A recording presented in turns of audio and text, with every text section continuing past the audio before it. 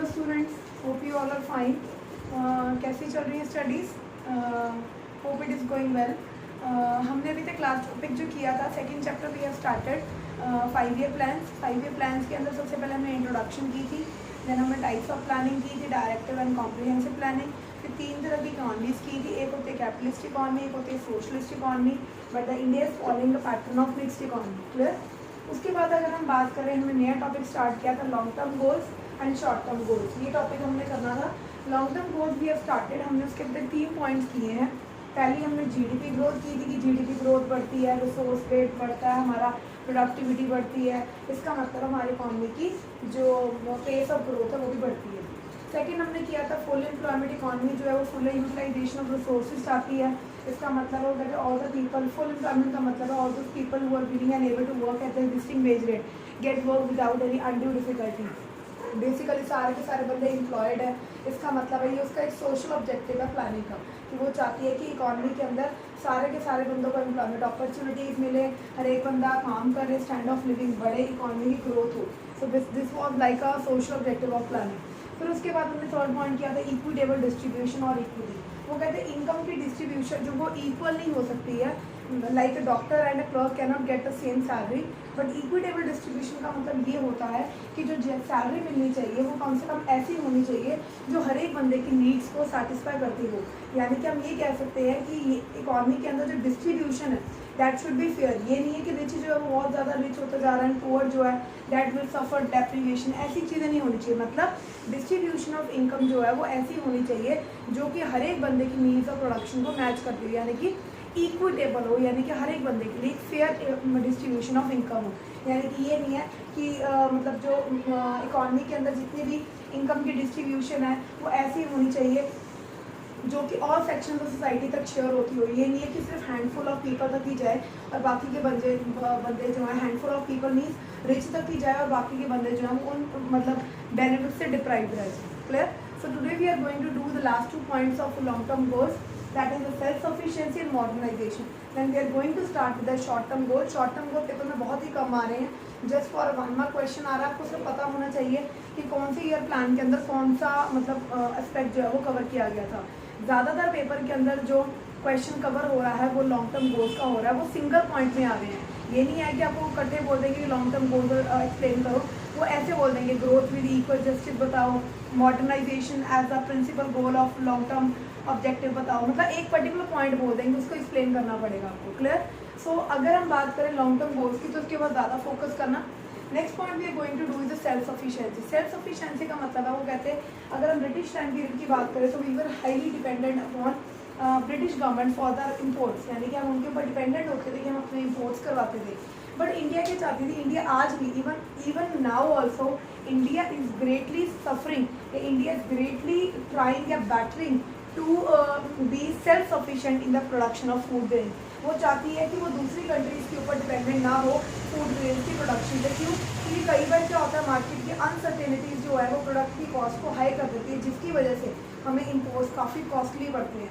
So basically India want to be self. जैसे India बहुत सारी चीज़ों को बाहर से इम्पोर्ट कराती है, लाइक प्रोसेस्ड वेजिटेबल्स हो गया, आपको पता ही होगा, फ्रूट्स हो गया, पल्सेस हो गया, व्हीट राइस हो गया, ये सारी चीज़ें, कई तरह की चीज़ें आपको पता है बाहर की कंट्री से हमारे यहाँ पर इम्पोर्ट की जाती हैं। So India want to be self sufficient in the production of food grains. क्यों? क्योंकि वो चाहते हैं कि मार्केट की अनसर्टेनिटीज़ को फेस करने के लिए, अनसर्टेनिटी होती है कई बार किसी चीज़ की शॉर्टेज होने की वजह से उस चीज़ की प्राइस बढ़ जाती है, जिसकी वजह से हमें वो प्रोडक्ट महंगा पड़ने लग जाता है जब हम इम्पोर्ट कराते हैं। सो इंडिया क्या चाहती थी, इंडिया डिपेंडेंट नहीं रहना चाहती थी अदर कंट्रीज़ के ऊपर for the production of food grains. अब हमने यही पॉइंट को डिस्कस करना है। वो कहते हैं लेटली, मतलब पहले की बात अगर हम करें तो we were totally dependent upon other countries for the our food grain production. क्यों? क्योंकि हमारे पास इतनी डोमेस्टिक इकॉनमी होती ही नहीं थी इन सारी चीज़ों की प्रोडक्शन करने की। That is we were dependent on domestically produce goods like food grain production. वो चाहती क्या है कि India want to be self sufficient मतलब वो चाहती है अपने फूड ग्रेन्स की प्रोडक्शन के ऊपर वो खुद के डोमेस्टिकली गुड्स के ऊपर डिपेंड करे, वो नहीं चाहती कि वो दूसरे गुड्स के ऊपर डिपेंड करे। दैट इज वो कहते हैं goal was according in the first 7 plan, यानी कि जो हमने क्या कहते हैं आप शॉर्ट टर्म ऑब्जेक्टिव्स पढ़ने हैं, शॉर्ट टर्म ऑब्जेक्टिव्स के अंदर ये फर्स्ट हमने प्लान पढ़े, टोटल 12 प्लान पढ़ने हमने। फर्स्ट 7 प्लान के अंदर इसका मेन ऑब्जेक्टिव ये था कि फूड ग्रेन्स की सेल्फ सफिशिएंसी को एक्वायर्ड करना है। जैसे आप देखोगे यहाँ पर भी पॉइंट आ भी जाएगा। हाँ, थर्ड प्लान के अंदर आप ध्यान से देखोगे तो क्या लिखा है, third plan focus on self sufficiency in food grain. पहले 7 प्लान्स के अंदर इसका मेन ऑब्जेक्टिव था कि हमने फूड ग्रेन्स की प्रोडक्शन के लिए डोमेस्टिक गुड्स के ऊपर डिपेंड करना है। We do not want to depend upon other countries for the production of food grains. That is वो कहते हैं basic idea was not to expose the Indian economy to the political pressure from the rest of the world. वो क्या चाहती थी कि हम बाहर की मतलब इकोनॉमीज के ऊपर डिपेंड ना करें। क्यों? क्योंकि वो कहते हैं कि कई बार क्या होता है, मार्केट की इतनी ज़्यादा अनसर्टिनिटी होती है, पॉलिटिकल प्रेशर्स होते हैं, जिसकी वजह से हम जैसे देखो कई बार क्या होता है, हमारे रिलेशन में कोई वो चीज़ होती है, कोई रिलेशन में पर्सन होता है, हम उसे कह भी नहीं पाते हैं due to our close relation, मतलब हमें मतलब काम भी करवाना होता है और हम कह भी नहीं पाते हैं, वो वाली हिसाब है। मतलब वो कहते हैं कि वो दूसरी कंट्रीज़ के ऊपर बेसिकली डिपेंड नहीं होना चाहती थी फॉर द ट्रेड रिलेशन। वो चाहती थी कहीं ना कहीं ट्रेड रिलेशंस के ऊपर बड़ा फर्क पड़ता है। दैट इज वो कहते हैं basic idea was not to expose the Indian economy, हमारी इंडियन इकोनॉमी को वो एक्सपोज नहीं करना चाहती थी इतनी सारी पॉलिटिकल प्रेशर यानी कि अनसर्टेनिटीज ऑफ मार्केट की तरफ। They wanted to become self sufficient in the food grain production of the domestically produce food. वो चाहती नहीं थी कि बाकी कंट्रीज़ के ऊपर वो अनसर्टेनिटीज़ के टाइम पे, जैसे ट्रेड रिलेशन हो गए, ट्रेड वॉर हो गई, ऐसी चीज़ों की वजह से, अनसर्टेनिटीज़ ऑफ मार्केट की वजह से कहीं ना कहीं उनको ये जो रिलेशन है उनकी प्रोडक्ट की कॉस्ट पे बहुत महंगे बढ़ जाते हैं। तो वो ये चीज़ बोलते थे कि they do not wanted the Indian market to expose to the political pressure, मतलब पॉलिटिकल इंस्टेबिलिटी कहीं ना कहीं हमारी इंडियन मार्केट को इफेक्ट ना करे। वो इसीलिए इन सारी चीज़ों से बचने के लिए अपनी मार्केट में सारे गुड्स को प्रोड्यूस करना चाहती थी। That is age dependent upon supply of essential item, क्योंकि वो कहते हैं अगर हम बात करें, हम बहुत सारे आइटम्स के लिए डिपेंडेंट थे वहाँ से मंगवाने के लिए। जैसे मैंने आपको बताया प्रोसेस्ड वेजिटेबल, फ्रूट्स, कितनी चीज़ें हैं जो आज के टाइम में हमारे वहाँ से इम्पोर्ट होती हैं। तो वो कहते हैं कहीं ना कहीं हम बहुत सारे आइटम्स के लिए उनके ऊपर डिपेंडेंट थे। So India wanted to remove that problem. वो चाहती थी कि वो सेल्फ सफिशिएंट बने। दैट इज वो कहते हैं India wanted to become self sufficient in the food grain production to avoid the uncertainties of supplies from the rest of the market. यही मैंने आपको बोला कि पॉलिटिकल इंस्टेबिलिटी की वजह से कई बार ट्रेड रिलेशंस खराब होते हैं। तो वो रिलेशंस खराब होने की वजह से हमारी जो इम्पोर्ट की ट्रेड के ऊपर कहीं ना कहीं इफेक्ट आता है। तो वो ट्रेड को, मतलब इंडियन मार्केट को उन अनसर्टेनिटी से बचाने के लिए वो चाहती थी, पॉलिटिकल प्रेशर्स की से बचाने के लिए कहीं ना कहीं वो चाहती थी कि हम खुद के गुड्स को प्रोड्यूस करें, उन्हीं के ऊपर डिपेंड करें। They do not want to import the goods from other countries और face the uncertainties of the rest of the world. Clear, समझ आ गया। और ये जो था ये इन्होंने पहले 7 प्लान 1 2 ये देखो थर्ड प्लान में उन्होंने ये प्रॉब्लम डिस्कस कर दी थी। पहले 7 प्लान्स के अंदर इस ऑब्जेक्टिव को फुलफिल करने की पूरी कोशिश की गई थी। इनका ऑब्जेक्टिव ये था कि फर्स्ट 7 प्लान्स के अंदर इसके ऑब्जेक्टिव को फुलफिल किया जा सके। क्लियर। अब उसके बाद अगर हम बात करें मॉडर्नाइजेशन का मतलब क्या है, वो कहते हैं updation and adoption of modern technology. Modernisation का मतलब है कि न्यू टेक्नोलॉजी को मंगवाना, न्यू टेक्नोलॉजी, क्योंकि पहले भी क्या है ब्रिटिश टाइम पीरियड के अंदर हम कैपिटल गुड्स की इंडस्ट्री तो रख नहीं सकते थे, हमारे पास कैपिटल गुड्स की डेफिशिएंसी थी, वर्ल्ड वाइड स्कार्सिटी होती थी कैपिटल गुड्स की। दो स्कार्सिटी तो होती थी, दूसरी बात हम वैसे भी हमारा जो कैपिटल बेस था वो बहुत ही वीक था। हम बाहर से इतनी बड़ी बड़ी टेक्नोलॉजी को इम्पोर्ट करवा ही नहीं सकते थे। क्यों? Because we were under the British rule. हम ब्रिटिश रूल के अंडर होते थे, तो we could not produce the goods that were machine made. तो कहीं ना कहीं हम इस चीज़ से बड़े एक्सप्लॉइटेड रहे। तो मॉडर्नाइजेशन का मतलब है लॉन्ग टर्म गोल था उसका कि अगर इकॉनमी की बेस ऑफ ग्रोथ को बढ़ाना है तो कहीं ना कहीं मॉडर्नाइजेशन, इनोवेटिव टेक्नोलॉजी, साइंस ने अब हमें बहुत सारे न्यू वेज दिए हैं, बहुत सारी अच्छी चीज़ें करने के, IT रेवोल्यूशन आ गए हैं। ये सारी चीज़ें कहीं ना कहीं हमारी इकॉनमी की पेस ऑफ इन्वेस्टमेंट अपॉर्चुनिटीज़ को बढ़ाती हैं। That is updation and adoption of modern technology in the process of growth.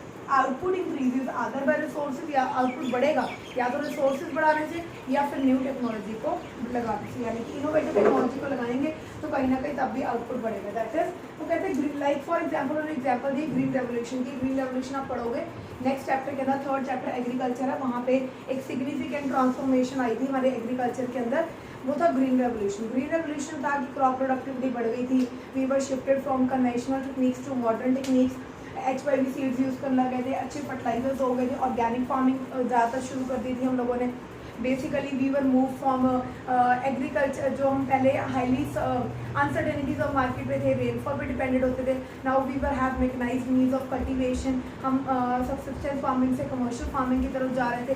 So basically green revolution was the spurt in productivity. Spurt का मतलब होता है एकदम से प्रोडक्टिविटी का बढ़ जाना due to the modern techniques that have been used in the agricultural farming. तो कहीं ना कहीं वो कहते हैं कि आपको पता ही होगा ग्रीन रेवोल्यूशन एक वेल नोन एग्जांपल है हमारी मॉडर्न टेक्नोलॉजी का. ये आप पढ़ोगे 3rd चैप्टर के अंदर. दैट इज वो कहते हैं green revolution is a well known example how technology brought a revolution change. कहीं ना कहीं वो टेक्नोलॉजी थी कि हम रेनफॉल से निकल के मैकेनाइज्ड मीन्स ऑफ कल्टीवेशन की तरफ चले गए, हम HYV सीड्स यूज़ करने लग गए, हमारा जो कल्टीवेशन का एरिया है वो बढ़ गया. फिर उसके बाद हम बात कर सकते हैं सब्सटेंस फार्मिंग से हम कमर्शियल फार्मिंग की तरफ जाने लग गए. ये सारी चीज़ें कहीं ना कहीं रेवोल्यूशनरी चेंज ही लेकर आई थी हमारे एग्रीकल्चर की प्रोडक्टिविटी में. तो वो कहते हैं modern age is a science, modern age is the age of science and technology. Science has offered new ways of doing things. Productivity has risen, IT technology has redefined the domestic production. कहीं ना कहीं वो सारी की सारी यही बातें बोल रहे हैं कि मॉडर्न टेक्नोलॉजी के क्या क्या फ़ायदे हुए. IT रेवोल्यूशन ने हमारी प्रोडक्शन बढ़ा दी, साइंस ने हमें new ways of new things दी हैं, न्यू चीज़ें दी हैं जिसके थ्रू हम अपने ही प्रोडक्टिविटी को बढ़ा सकते हैं. Conventional wisdom has a way to modern outlook. Conventional wisdom को मतलब पुरानी सोच को बदल के हमने मॉडर्न आउटलुक को अपनाया है. कहीं ना कहीं we are moving towards multiple cropping, we are moving towards organic farming techniques. तो कहीं ना कहीं वो कहते हैं कि पुराने ज़माने की टेक्निक्स को छोड़ के हम कहीं ना कहीं मॉडर्न आउटलुक की तरफ जा रहे हैं. This is all what, this is all that has been given by a innovative technology. यानी कि सारी चीज़ें इंडस्ट्रियल बेस ही है जो कहीं ना कहीं हमारी इकॉनमी के अंदर एक नया मॉडर्न आउटलुक, कमर्शियल आउटलुक लेके आ रहा है जिसकी वजह से हमारी इकॉनमी की जो पेस ऑफ GDP ग्रोथ है वो बढ़ेगा. दैट इज वो कहते हैं issues like issues include like empowerment of women. ये सारी चीज़ें भी मतलब फोकस होने लगे. एक टाइम था एजुकेशन को इतना प्रमोशन नहीं दी जाती थी, अब एम्पावरमेंट ऑफ वुमेन हो गया. ये सारी चीज़ें लड़कियों को इंपॉर्टेंस देने लग गए, फीमेल लिटरेसी रेट जो है वो बढ़ गया है. कहीं ना कहीं इन इशूज़ को भी this is what, this is a modern era. यानी कि कहीं ना कहीं ये बता रहा है कि हमारी इकॉनमी के अंदर खाली टेक्नोलॉजी मॉडर्नाइज नहीं हुई है, हमारी इकॉनमी के अंदर मॉडर्नाइज क्या हुआ है, बेसिकली सारे के सारे इश्यूज मॉडर्नाइज हुए हैं. एम्प्लॉयमेंट अपॉर्चुनिटीज़ बढ़ गई, लोगों का स्टैंडर्ड ऑफ लिविंग बढ़ गया है, पर कैपिटल इनकम में चेंज आई है, एजुकेशन के जो स्टैंडर्ड्स हैं वो बढ़ गए हैं, एकेडमिक एक्सीलेंस बढ़ गई है, एजुकेशन इंस्टीट्यूशन बढ़ गई. सारी चीज़ें क्या है, basically these all things are promoting towards the modernization of Indian economy. Clear. So long term objectives are being done. उसके बाद अगर हम शॉर्ट टर्म प्लान की, शॉर्ट टर्म प्लान के अंदर हमने ज़्यादातर डिस्कस पता है क्या करना है, कोई ये लर्न करने वाला है, ये समझाने वाला कुछ नहीं है. इसके अंदर सिर्फ हर एक प्लान के अंदर अलग अलग ऑब्जेक्टिव को फुलफिल करने के बारे में बताया गया है. बस आपको सबसे ज़्यादा याद जो रखना है ना, आप ट्राई करो, कोशिश करो हर एक पॉइंट को एक बार थोड़ा थोड़ा याद करने की कोशिश करो. बट अगर आपको सारे के सारे याद नहीं रहते तो फर्स्ट और लास्ट प्लान को ज़रूर याद रखो, 1st and 12th प्लान को. ये प्लान की डेट भी याद रखनी ज़रूरी है और ये प्लान के अंदर किस ऑब्जेक्टिव को फुलफिल किया गया था ये भी याद रखना ज़रूरी है. Clear. So we are going to study total 12 plan. First plan was initiated in 1951, जब प्लानिंग पीरियड स्टार्ट ही हुआ था 1951 के अंदर. तो 1951 के अंदर पहले प्लान को इनिशिएट किया गया था and it goes up to the March 1956. 1 अप्रैल को स्टार्ट हुआ था 1951 में एंड मार्च 1956 के अंदर इसे मतलब तब तक ही चला था बेसिकली. तो मतलब हमने स्टार्ट जो किया था वो 1951 में किया था और बेसिकली जो हमारा 12th प्लान जो गया था that was accorded from 2012 to 2017. ये लेटेस्ट प्लान है. इसका मतलब starting of the 5 year plan and ending of the 5 year plan. आपको ये दोनों प्लान अच्छे से याद होने चाहिए फॉर 1 मार्क क्वेश्चन. अंदर की कोशिश करो, अगर याद रह सकते हैं तो ठीक है, कोई ना कोई एक आधा भूल भी गया तो कोई it's not a big deal. कोशिश करो कि 1 मार्क क्वेश्चन के अंदर आपको फर्स्ट और लास्ट प्लान की डेट्स भी याद रहें और फर्स्ट और लास्ट प्लान के अंदर जो ऑब्जेक्टिव ऑफ प्लानिंग है वो भी याद रहे. फर्स्ट प्लान वो था जो इनिशिएट किया गया था और लास्ट प्लान वो था जो हमारी इकॉनमी के अंदर ओवरऑल ग्रोथ लेकर आया था. दैट इज फर्स्ट प्लान के अंदर कहते हैं first plan was initiated, country was battling the shortage of food grain. जब पहला प्लान स्टार्ट किया गया था 1951 में तो हमारी कंट्री के अंदर फूड ग्रेन्स की बहुत ही शॉर्टेज थी, स्कार्सिटी थी फूड ग्रेन्स की. That is why we were depended upon other countries for the import of food grains. Focus on was higher agriculture productivity. मतलब पहले प्लान के अंदर उनकी एग्रीकल्चर प्रोडक्टिविटी के ऊपर सबसे ज़्यादा फोकस था. They wanted to produce the more domestically produce good and they do not want to be depended upon other countries. ठीक है. इसका मतलब पहला जो ऑब्जेक्टिव था वो उनका एग्रीकल्चर प्रोडक्टिविटी था. इसका मतलब है जो दूसरा प्लान था, दूसरे प्लान के अंदर उनका एग्रीकल्चर से शिफ्ट हो गई थी, एग्रीकल्चर की डेवलपमेंट शुरू हो गई थी. अब एग्रीकल्चर से they wanted to shift towards industrial sector, यानी कि इंडस्ट्रियल सेक्टर की प्रोडक्टिविटी को भी वो बढ़ाना चाहते थे। That is first plan focus the planners the shift from agriculture to industrial sector, increase in the industrial productivity the second planning objective, यानी कि सेकंड देखो पहले एग्रीकल्चर सेक्टर के ऊपर फोकस किया था प्लानिंग पहले प्लान में, सेकंड प्लान के अंदर इंडस्ट्रियल सेक्टर के ऊपर फोकस किया गया था। और हमने क्या पढ़ा था पहले 7 प्लान्स के अंदर we wanted to become the self sufficient. इसका मतलब है agriculture productivity, industrial productivity, next जब एग्रीकल्चर प्रोडक्टिविटी बढ़ गई then we wanted to become the self sufficient in the food grain production, and the third plan according was the self sufficiency in the food grain production. Fourth plan के अंदर price stability and full utilization of man power की गई थी, यानी कि economy के अंदर जो फ्लक्चुएशन इन प्राइस स्टेबिलिटी आती है या हमारे फॉरेन एक्सचेंज रेट जो फ्लक्चुएट करते रहते हैं उनमें चेंजेस आए, हमारी इकॉनमी के अंदर जितनी भी फुल यूटिलाइजेशन है मैन पावर जो है सारे बंदे प्रॉपर काम करें, यूटिलाइजेशन हो मैन पावर की। फिर उसके बाद फिफ्थ एंड सिक्स प्लान इकट्ठा, फिफ्थ एंड सिक्स प्लान दोनों के अंदर इकट्ठा पॉवर्टी को एलिवेशन करने के लिए different schemes have been introduced by the government ने जैसे स्वर्ण जयंती ग्राम स्वरोजगार योजना, मनरेगा एक्ट लगा दिया, या फिर हम कह सकते हैं कि national rural livelihood mission, these all were the poverty elevation programs. ये आप पढ़ोगे डिटेल में when there will be a chapter of poverty. ये सारे के सारे पॉवर्टी एलिवेशन प्रोग्राम्स है जो गवर्नमेंट ने लगाए थे टू रिमूव द पॉवर्टी। तो बेसिकली वो कहते हैं elevation of poverty was the principal objective of fifth and sixth plan. Next seventh plan के अंदर वो कहते हैं कि एम्प्लॉयमेंट अपॉर्चुनिटीज़ को जनरेट किया गया था। एट्थ प्लान के अंदर फुल एम्प्लॉयमेंट चाहिए थी इकॉनमी के अंदर। फुल एम्प्लॉयमेंट मीन्स हर एक बंदा काम करता हो एग्जिस्टिंग वेज के अंदर, वेज रेट के अंदर हर एक बंदे का स्टैंडर्ड ऑफ लिविंग बढ़े। एंड दूसरी बात सबसे इंपॉर्टेंट जो है यूनिवर्सलाइजेशन ऑफ एजुकेशन हो। एजुकेशन जो है वो हर एक सेक्टर, हर एक सोसाइटी के हर एक वर्ग तक पहुँचे, यानी कि चाहे वो रूरल सेक्टर हो चाहे वो अर्बन सेक्टर हो, हर एक जो बंदा है वो एजुकेशन का सेस ले सके।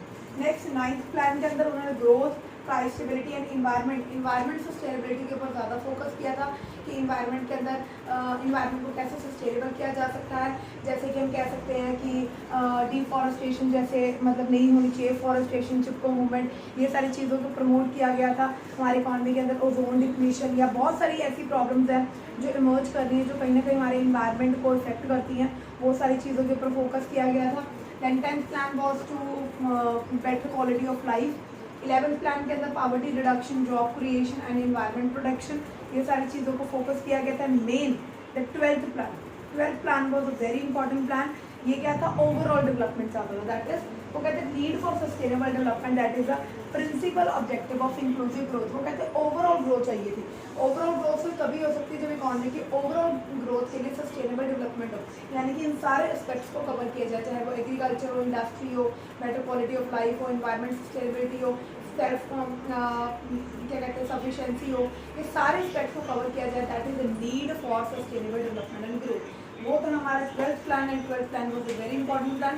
स्टार्ट हुआ था 1 अप्रैल 2012 को and it was between the years 31 मार्च 2017, मतलब ये 2012 से 2017 के प्लान पीरियड के अंदर चला है। फर्स्ट प्लान जो था 1951 से 1956 के अंदर चला है। आपको बाकी याद नहीं भी रहते तो इट्स ओके, बट फर्स्ट और लास्ट प्लान की डेट्स और उनके अंदर का ऑब्जेक्टिव वो ज़रूर याद रहना चाहिए। क्लियर? फर्स्ट ऑब्जेक्टिव जो था वो एग्रीकल्चर प्रोडक्टिविटी के लिए था और लास्ट जो था वो need for sustainable growth and development. Clear? समझ में आ गया? Hope it is all clear to you. From next topic we will going, अब से 3 टॉपिक रहेगा, features, success and limitations. Features में सारे के सारे कल करवा दूंगी, then I will go for success and limitation. In 3 days this chapter will be over. Clear? Thank you.